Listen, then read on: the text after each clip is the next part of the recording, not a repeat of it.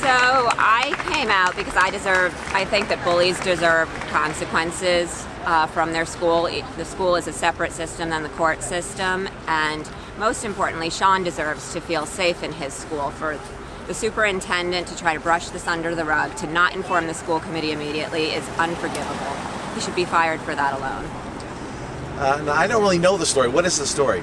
So there was a boy who was criminally assaulted and battered and hospitalized due to his injuries over the summer on school property, and the superintendent tried to brush it under the rug, so I think he should be fired. And what do you think should be done to the kid? The victim? Yeah. No, not the victim, the assaulter. Oh, the courts have already doled out whatever consequence they're going to dole out, but I believe that Massachusetts has a strong bullying law that does not stop at the schoolhouse door. I think the school should ban them from all social activities and all sports for the duration of their WHS careers at a minimum. Okay, I guess you're a mom of a... I'm a mom of a middle schooler. Okay, cool. I just don't understand why, somebody that goes to a school on school grounds. Sure, it wasn't during the summer, it wasn't during school, it was during the summer, but that doesn't matter. These kids represent Wellesley High School, they represent Wellesley. They attacked my son. You guys know the details, I'm not going to get into it. But it makes no sense. You know that kids are going to make mistakes, but the adults, we're supposed to be the mature ones. Jamie Chisholm, Dr. Chisholm, is supposed to be a mature adult. And what did he do? He did nothing. He did nothing for our son. He put out a big statement 2 weeks ago about racism, which we know is not acceptable. We said, why not something about Sean? We need to protect the people, the kids in this. Well, what about protection of my son? What about protection of everyone else that's bullied? I just don't get it.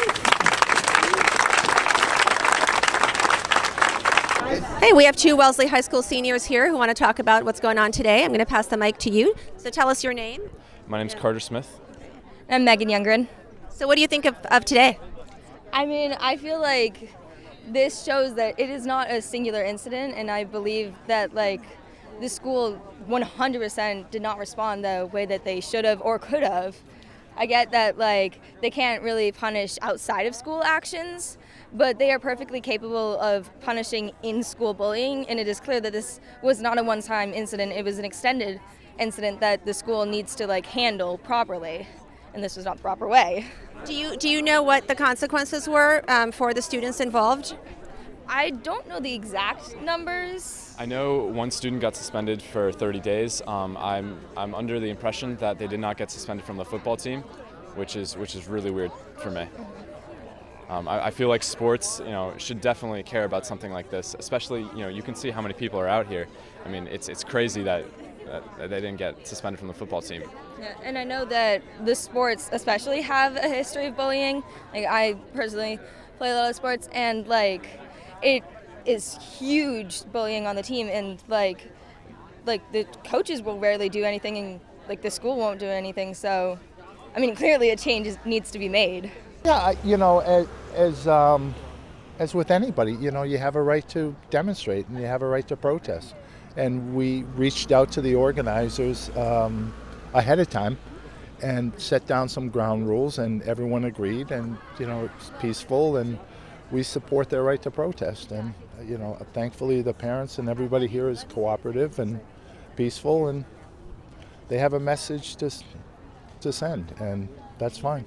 My name's Bianca Horner, and I just think that administration needs to do a better job of protecting kids before instances like this happen, so that the town doesn't have to get upset before the administration's visibly upset. And I feel like we need to do more in the future to protect kids, especially the people that are supposed to be role models to us. So yeah.